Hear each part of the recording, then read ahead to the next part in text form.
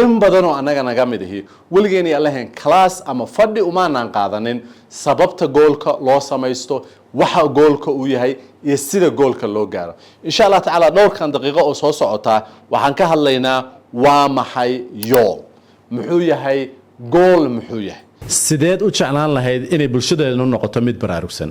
waa mas'uuliyad anaga dhan wada saaran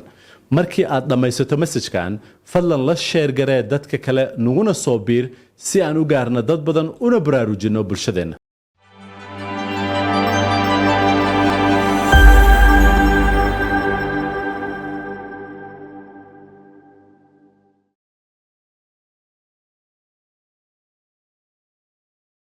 السلام عليكم ورحمة الله وبركاته وين السلام ملك صوت مسج كنا كده ونسام last is نيتي لصودا في وحنا كهذا اللي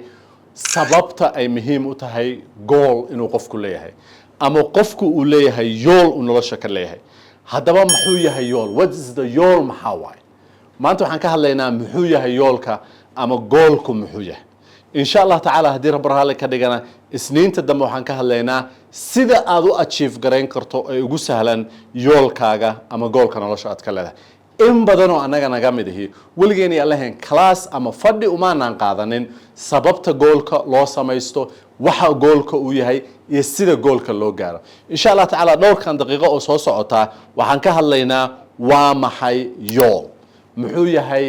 gool muxuu yahay waxaad ogsoon tahay waxa uu gool yahay in badan oo idinka in kamid ah si baad u ogsoon tahay bal sidaan ka duwan oo laga yaabo inay ku taabato iga dhageyso number 1 goal waxa waaye desire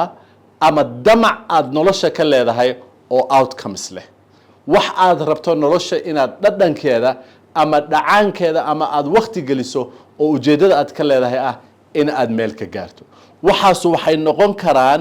wax touchable oo la taaban karo ama wax aan la taaban karin wuxuu noqon karaa inaad kobac ahaan maskaxeed samayso ama wuxuu noqon karaa wax la taaban karo ah inaad dhaqaale badan samayso haddaba that's why uu qofka bini'aadanka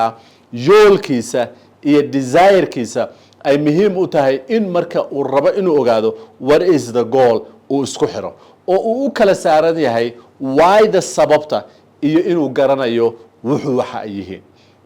markii aad samaysato desire-kaada aad u samayso waxaad u baahan tahay in aad ogsoon tahay the target-ka ama yoolkaaga nooca uu yahay haddana objective-ka ama waxa aad ka leedahay inaad garanayso macnaheedu ay tahay target-ka haddaad garanayso waxaa kuu sahlanaanaysa inaad diyaar garowdo waxaa kuu sahlanaan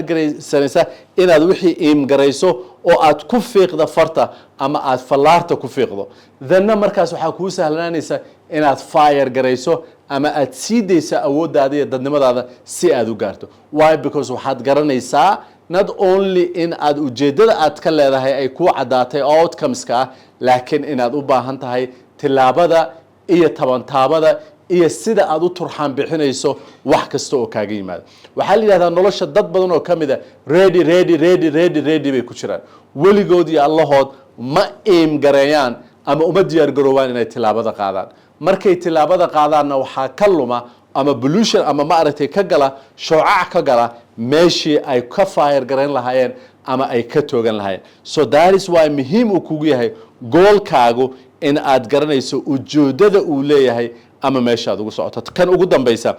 in uu yahay goal achievable ah aad gaari karto waa inuu goolkaaga